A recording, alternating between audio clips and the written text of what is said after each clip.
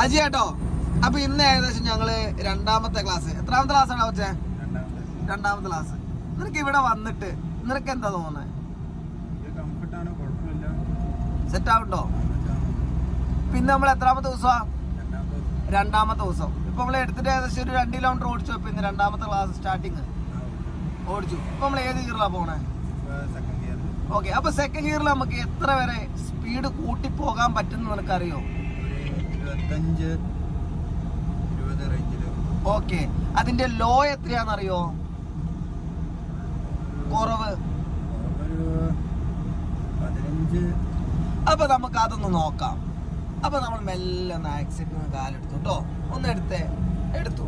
ഇപ്പൊ നീ ആക്സിഡന്റ് ചവിട്ടിട്ടുണ്ടോ? ഇല്ല. ചവിട്ടല്ലേ. ഇപ്പൊ നമ്മുടെ വണ്ടിന്റെ സ്പീഡ് എത്രയുണ്ട്? 20. നോക്കി, ശരിക്കും നോക്ക്, കറക്റ്റ് ആയിട്ട് നോക്ക്. ഇപ്പൊ 0-ലാണ്. യെസ്. അപ്പൊ 0 എന്നുള്ളതിന്റെ മീറ്ററിൽ ഏകദേശം നമുക്കിപ്പോ എത്ര ഉള്ളൂ? ഒരു 6 സ്പീഡൊക്കെ ഇപ്പൊ ഉള്ളൂ. ഓക്കെ. അപ്പൊ സെക്കൻഡ് ഗിയറിലാണ്. നീ ഇപ്പൊ എന്താക്കിയിട്ടില്ല? ആക്സിഡന്റ് ചവിട്ടിയിട്ടില്ല. അപ്പൊ ഒരു ബുദ്ധിമുട്ടുള്ള ഒരു അവസ്ഥ നിരപ്പാന്നുണ്ടെങ്കിൽ ഇതാ ഇനി മെല്ലെ ആക്സിഡന്റ് കൊടുത്തേ. സോഫ്റ്റ് ആയിട്ട് കൊടുത്തോ മെല്ലെ കൊടുക്കും. അപ്പൊ ഈ സ്പീഡ് വരെ ആക്സിഡന്റ് മെല്ലെ കൊടുത്തു, ചെറുതായിട്ട് കൊടുക്കും. ഈ സ്പീഡ് വരെ നമുക്ക് ഏത് ഗിയറിൽ ലോ ആക്കാം? സെക്കൻഡിൽ ഒരു 7 സ്പീഡ് വരെ, വണ്ടി നിൽക്കാത്ത വരെ നമുക്ക് ശരിക്കും പറഞ്ഞാൽ ഒരു 7 സ്പീഡ് വരെ നമുക്ക് എന്ത് ചെയ്യാം? കുറയ്ക്കാം. അപ്പൊ സ്പീഡിൽ പോവാണെങ്കിൽ നമുക്ക് 20 സ്പീഡ് വരെ പോകാം. ലോയിലാണെങ്കിൽ ഒരു 7 സ്പീഡ് വരെ വരും. എങ്ങനെ? നിരന്ന വഴിയാണെങ്കിൽ. അപ്പൊ ഓരോ ഗിയറിനും ഓരോ സ്പീഡുണ്ട്. അതിന്റെ ലോയും ഹൈയും ഈ ഓടിക്കണവരെന്ത് ചെയ്യണം? മനസ്സിലാക്കണം. നിനക്കിപ്പം 3rd ഗിയറിൽ ഇടണം എന്നുണ്ടെങ്കിൽ നീ ഇനി എന്ത് ചെയ്യണം? ഒന്ന് പറഞ്ഞേ. യെസ്. അപ്പൊ നമ്മൾ മെല്ലെ മുന്നോട്ട് നോക്കിയിട്ട് നമ്മുടെ വണ്ടി എന്താക്കുവാണ്? ഒരു 25 കൊണ്ടുവരുവാണ്. 25 കൊണ്ടുവന്നാലേ എന്ത് ചെയ്യാൻ പറ്റുള്ളൂ? 3rd ഗിയറിന് എന്ത് ചെയ്യണം? 25 എബോവ് ഉണ്ടെങ്കിലേ 3rd ഗിയറിന് പോകാൻ പറ്റുള്ളൂ. അപ്പോൾ നമ്മൾ മെല്ലെ സമാധാനത്തിൽ. അപ്പോൾ അവിടെ ഒരു ബ്ലിങ്ക് ലൈറ്റ് കത്തുണ്ട്. പക്ഷെ നമ്മൾ നമ്മുടെ ലെഫ്റ്റ് സൈഡ് മുന്നോട്ട് നോക്കി നമുക്കിനി എന്ത് ചെയ്യാം? ആക്സിഡന്റിൽ നിന്ന് കാലെടുക്കാം. Clutch full ചവിട്ടിക്കേ. സമാധാനത്തിൽ ഫുള്ള് ചവിട്ട്. ന്യൂട്രാക്കി 3rd ഇട്ടോ.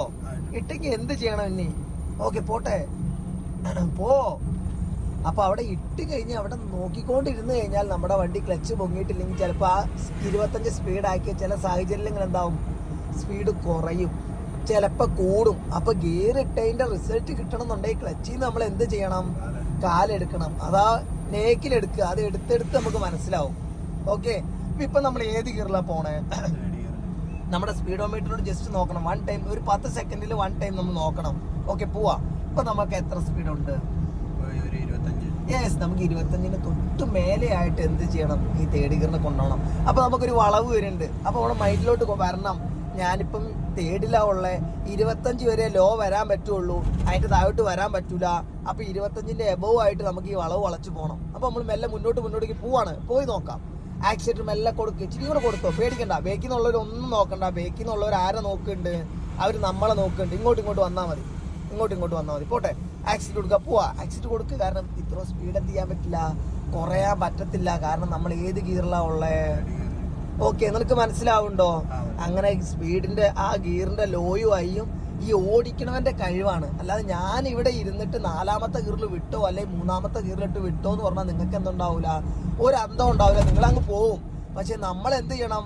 ഓടിക്കണവനെ അറിഞ്ഞ് മനസ്സിലാക്കി നിങ്ങൾക്ക് എങ്ങനെയാ വൃത്തിക്ക് ചെയ്യാൻ പറ്റണമെങ്കിൽ അത്രയും ചെയ്താൽ മതി. ഉദാഹരണം 10 വരെ ഞാൻ എഴുതാൻ പറഞ്ഞിട്ടുണ്ടെങ്കിൽ നിനക്ക് 1 എഴുതാൻ അറിയുള്ളെങ്കിൽ നീ 1 വൃത്തിക്ക് എഴുതുക. വീണ്ടും 2 എഴുതാൻ അറിയില്ലെങ്കിൽ നീ 1 എന്ത് ചെയ്തോ? എഴുതി നമുക്ക് ആ 2-ലോട്ട് വരാം. അപ്പൊ എക്സ്പീരിയൻസ് ആയാൽ നമുക്ക് എന്ത് ചെയ്യാൻ പറ്റുക? 1, 2, 3, 4 ഒക്കെ എന്ത് ചെയ്യും?